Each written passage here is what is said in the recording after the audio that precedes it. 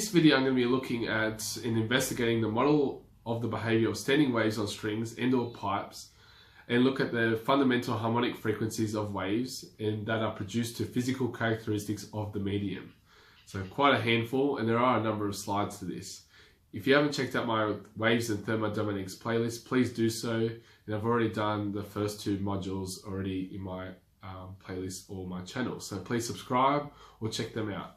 So let's have a look at a standing wave. And I've introduced this in the 3G video, but a standing wave is a vibrational pattern within a medium when the vibration frequency of the source and the vibration causes reflected waves at one end to interfere with the incident waves from the source. So this interference occurs in such a manner that specific points along the medium appear to be standing still.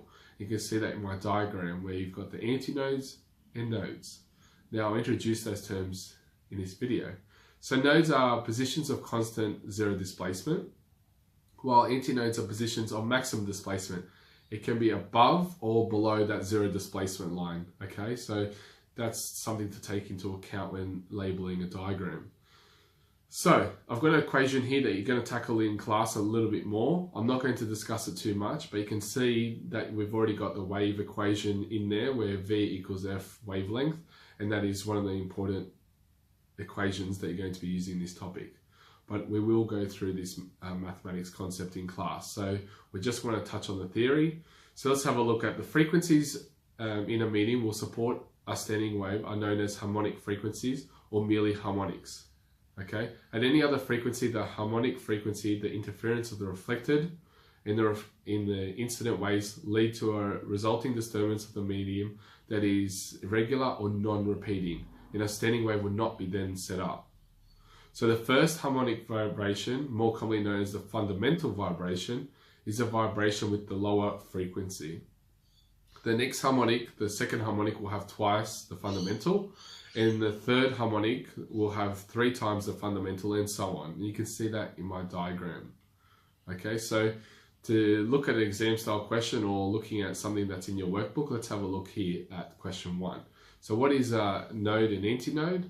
And 2, the diagram shows a standing wave, and on this diagram label the positions of where the waves, position of where the nodes occur, antinodes, and 1 wavelength. So if you would like the opportunity now to pause it.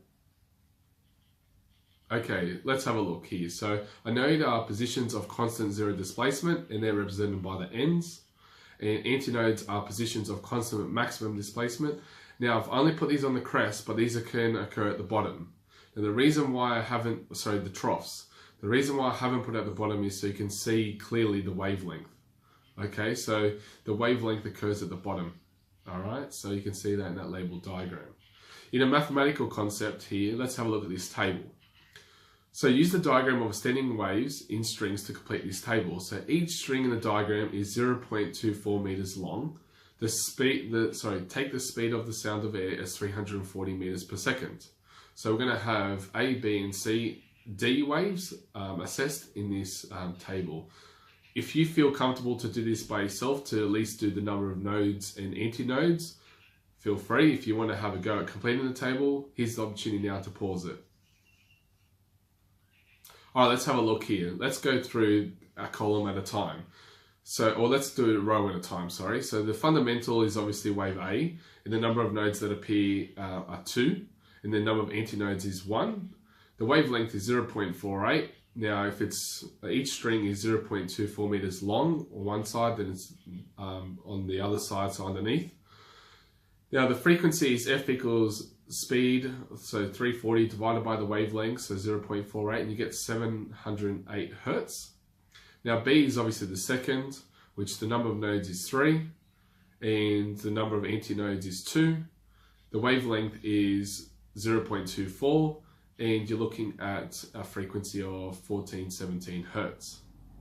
C, the harmonic is third, so you got number of nodes is 4, the number of antinodes is 3, and then you've got here the wavelength is 0.16, and the frequency is just 340 divided by 0.16, and you'll get 2125 for your frequency.